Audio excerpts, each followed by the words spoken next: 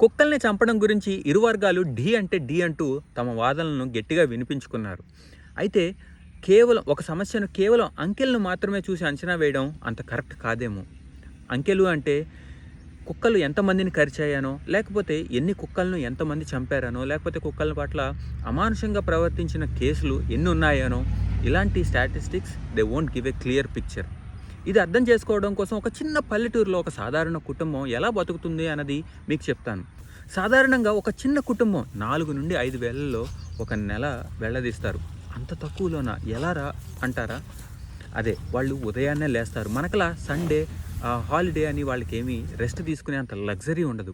ప్రతిరోజు ఉదయాన్నే లేస్తారు, వాకిలి ఊడ్చుకొని, ఆవులు గేదెలు కనుక ఉన్నట్లయితే వాటి పేడకళ్ళు తీసి వాటి పాలు పితికి గడ్డి మేత వేసి కుడితి పెట్టి మళ్ళీ వాళ్ళ పనులకు వాళ్ళు వెళ్ళిపోతారు. అంటే వ్యవసాయానికో కూలి పనులకో లేకపోతే మరే ఇతర చిన్న పనులకో వెళ్ళిపోతారు. అలానే కూరగాయలు కూడా ఉన్న కొద్ది స్థలంలోనే వీలైనన్ని ఎక్కువ కూరగాయలు పెంచుకుంటారు. ఎందుకంటే కొనుక్కునే అవసరం రాకుండా ఉండడం కోసం. మనం గనక ఇంట్లో కొన్ని మొక్కలు పెంచి చూస్తే అర్థమవుతుంది అలా మొక్కలు పెంచడానికి ఎంత సమయం శ్రమ పడుతుంది అని. అలానే ఊర్లలో ఉన్న చాలా కుటుంబాలు వ్యవసాయం మీద ఆధారపడే కుటుంబాలు అయి ఉంటాయి. అంటే వాళ్ళకి మనకలాగా నిలకడ ఆదాయం ఉండదు. పంట చేతికొచ్చాక ఆ పంటని అమ్మిన నాడు చేతిలో డబ్బులు ఆడతాయి. మరి అప్పటి వరకు ఇల్లు గడవాలి కదా. ఇల్లు గడవడం అంటే ఏదో పెద్ద పెద్ద లగ్జరీస్ కాదు, బేసిక్ నీడ్స్. ఇంట్లో సరుకులు, పిల్లల ఫీజు ఇలాంటివి. ఈ బేసిక్ నీడ్స్ని అందుకోవడం కోసం ఇంట్లో కోళ్ళని పెంచుకుంటారు. కోళ్ళే ఎందుకు పెంచుకుంటారు అంటే పెట్టుబడి తక్కువ కాబట్టి. ఒక్కో నాటుకోడి గుడ్డు బయట మార్కెట్లో 20 రూపాయలు పలుకుతుంది. అందుకనే వీళ్ళు ఆ గుడ్లను కూడా తినరు. తింటే ఏమొస్తుంది, అదే ఆ గుడ్డును తీసుకెళ్ళి అమ్మితే 20 రూపాయలు వస్తుంది అని అనుకుంటారు. లేదా ఆ గుడ్లను మళ్ళీ పొదగేసి పిల్లల్ని చేసి మళ్ళీ కోళ్ళని పెంచుతారు. అలా ఒక్క కోడిని 6 నుండి 8 నెలలు పెంచితే 7 నుంచి 800 రూపాయలు వస్తుంది. కొంతమందికి ఇది చాలా చిన్న అమౌంట్లా కనబడుతుంది. మరి కొంతమందికి 800 అంటే కేజీ మటన్ వస్తుంది. మరి కొంతమందికి 2 సినిమా టికెట్లు వస్తాయి. మరి కొంతమందికి ఒక పూట హోటల్ భోజనం. కానీ ఈ చిన్న కుటుంబానికి ఈ 800 రూపాయలు ఒక పెద్ద అవసరాన్ని తీరుస్తుంది.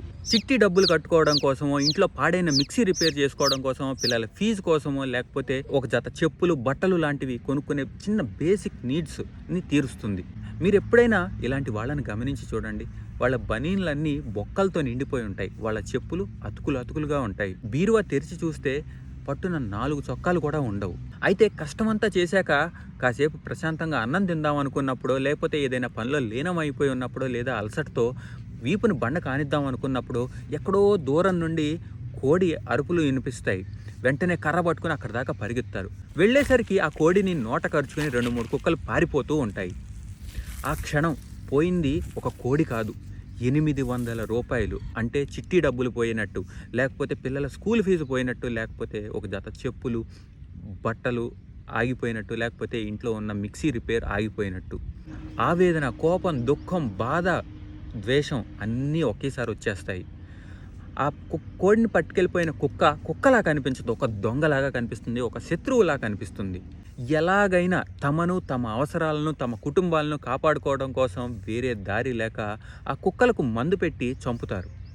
అందుకే మీరు ఎప్పుడైనా గమనించండి, కుక్కల్ని చంపిన కేసెస్ ఎప్పుడు సిటీస్లో రావు, కేవలం ఇలాంటి చిన్న చిన్న ఊర్లలోనే జరుగుతూ ఉంటాయి. అంతెందుకు, ఆస్ట్రేలియా జాతీయ జంతువు కంగారు, వాటి పాపులేషన్ అమాంతం పెరిగిపోయి వేరే జంతువులకి ఇబ్బంది కలుగుతుంది అని గమనించిన ప్రభుత్వం వాటిని చంపి తినడానికి విక్రయించేందుకు లైసెన్సులు కూడా జారీ చేసింది. అయితే ఇక్కడ మనం గుర్తించాల్సింది ఏంటంటే, పల్లెటూరులో ఉండేవాళ్ళు కుక్కల్ని చంపుతున్నది వాటిని సరదా కోసం చంపట్లేదు, లేకపోతే తినడం కోసం చంపట్లేదు, జాలి దయ లేక చంపట్లేదు. వేరే దారి లేక, గత్యంతరం లేక తమని తాము కాపాడుకోవడం కోసం, తమ కుటుంబాలను కాపాడుకోవడం కోసం మాత్రమే చంపుతున్నారు. అయితే కనీస అవసరాల కోసం, అంటే బేసిక్ నీడ్స్ కోసం, ఈరోజు నా జేబులో డబ్బులు లేవు, రేపు చూద్దాం, ఎల్లుండి చూద్దాం, వచ్చే వారం చూద్దాం అనుకునే అవసరం రాని వాళ్ళు నోరు పారేసుకునే ముందు ఒక్క క్షణం, జస్ట్ ఒక్కసారి ఇలాంటి కుటుంబాల ప్లేస్లో ఉండి నేనైతే ఏం చేస్తాను అని ఆలోచించి చూడండి. కుక్కల్ని చంపడాన్ని నేను సమర్థిస్తున్నట్టు మీకు అనిపించవచ్చు, కానీ ఇది నా సమర్థనతో లేకపోతే ఇంకెవరి సమర్థనతో సంబంధం లేని విషయం. These people are just protecting themselves. అలానే ఇంకొక పర్సనల్ ఇన్సిడెంట్ చెప్తాను. మా బాబు హీ లవ్స్ యానిమల్స్. తొండలు, బల్లులు, చిన్న చిన్న పురుగులు, పిట్టలు దగ్గర నుండి కుక్కల వరకు అన్ని యానిమల్స్ని చేరదీస్తాడు. అలాంటి వాడు ఒకసారి 4th క్లాస్ చదువుతున్నప్పుడు సైకిల్ మీద స్కూల్ నుండి ఇంటికి వస్తున్నాడు. దారిలో సడన్గా 3-4 కుక్కలు చుట్టుముట్టేశాయి.